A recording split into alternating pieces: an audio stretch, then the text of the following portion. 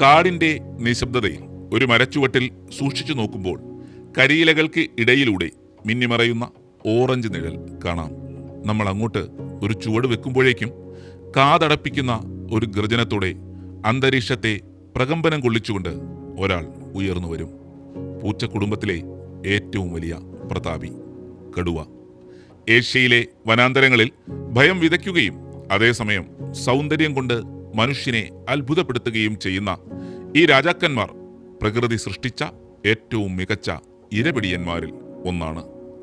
ഓരോ കടുവയുടെയും ശരീരത്തിലെ വരകളുടെ ക്രമീകരണം ഒരു മനുഷ്യന്റെ വിരലടയാളം പോലെ തികച്ചും വ്യത്യസ്തമാണെന്നതാണ് ഇവരുടെ ഏറ്റവും വലിയ പ്രത്യേകത. ഈ വരകൾ ഇവരുടെ രോമത്തിൽ മാത്രമല്ല, തൊലിപ്പുറത്തു പോലും പ്രിന്റ് ചെയ്യപ്പെട്ടിരിക്കുന്നു. ശാസ്ത്രലോകം പാന്തേറ ടൈഗ്രിസ് എന്ന് വിളിക്കുന്ന ഈ ജീവികൾ ഒരു ആധുനിക സൂപ്പർ ഹീറോയെ പോലെയാണ്.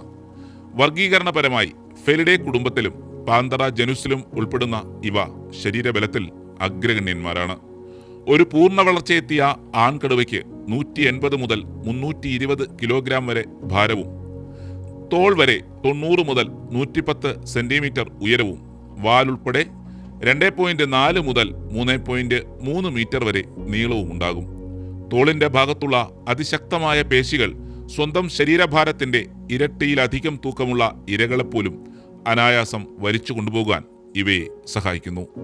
ലോകത്തിലെ കടുവകളിൽ ഏറ്റവും വലിപ്പമേറിയ റഷ്യൻ തൈഗ കാടുകളിലെ അമൂർ അഥവാ സൈബീരിയൻ കടുവകൾ മുതൽ ഇന്ത്യയുടെ അഭിമാനമായ ബംഗാൾ കടുവകൾ വരെ പ്രകൃതിയുടെ അത്ഭുതങ്ങളാണ്. ഇന്ന് ഭൂമിയിലുള്ള ആകെ കാട്ടുകടുവകളുടെ 75% വസിക്കുന്നത് ഇന്ത്യൻ കാടുകളിലാണ്.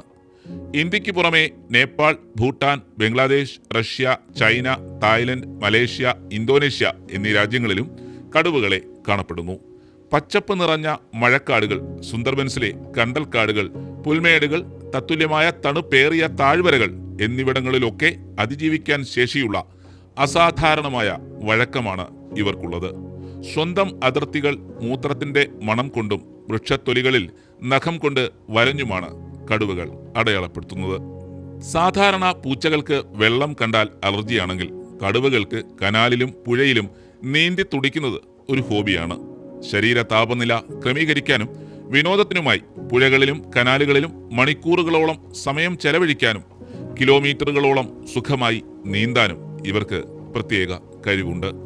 രാത്രികാലങ്ങളിൽ മനുഷ്യനേക്കാൾ 6 ഇരട്ടി മികച്ച കാഴ്ചശക്തി നൽകുന്ന ടേപ്പറ്റം ലൂസിഡം എന്ന കണ്ണിലെ കോശപാളിയും ഇരുട്ടിലെ തടസ്സങ്ങളും വായുവിന്റെ ചലനവും പോലും തിരിച്ചറിയാൻ സഹായിക്കുന്ന സെൻസിറ്റീവായുള്ള മീശരോമങ്ങളും ഇവയുടെ വേട്ടയാടൽ ശേഷി വർദ്ധിപ്പിക്കുന്നു. കൂടാതെ മനോഹരമായ കാലാവസ്ഥയിൽ ഏകദേശം 3 കിലോമീറ്റർ അകലേക്ക് വരെ കേൾക്കാവുന്ന തരത്തിലുള്ള ശക്തമായ ഗർജനവും കടുവയുടെ പ്രത്യേകതയാണ്. കാട്ടുപോത്ത്, മാൻവർഗ്ഗങ്ങൾ, കാട്ടുപന്നി, എരുമ എന്നിവയാണ് കടുവകൾ പ്രധാനമായും ഇരയാക്കുന്നത്. 50 അടി ദൂരത്തിൽ നിന്ന് ഒരൊറ്റ കുതിച്ചുചാട്ടം നടത്താൻ ശേഷിയുള്ള കടുവ ശത്രു അറിയാതെ 20-30 മീറ്റർ വരെ അടുത്തു ചെന്ന് മണിക്കൂറിൽ 60-65 കിലോമീറ്റർ വേഗതയിൽ പാഞ്ഞെടുത്ത് 7 മുതൽ 8 സെന്റിമീറ്ററോളം നീളമുള്ള മൂർച്ചയേറിയ കോമ്പല്ലുകൾ ഇരയുടെ കഴുത്തിൽ ആഴ്ത്തിയാണ് ശ്വാസം മുട്ടിച്ച് കീഴടക്കുന്നത്. എന്നാൽ 10 തവണ വേട്ടയാടാൻ ഇറങ്ങിയാൽ ഒരൊറ്റ തവണ മാത്രമേ ഇവയുടെ ശ്രമം വിജയകരമാകാറുള്ളൂ എന്നതും ശാസ്ത്രീയമായ സത്യമാണ്. ഒരു തവണ വേട്ടയാടിയാൽ 30 മുതൽ 40 കിലോഗ്രാം വരെ മാംസം ഒറ്റയിരിപ്പിന് കഴിക്കാൻ ഇവർക്ക് സാധിക്കും.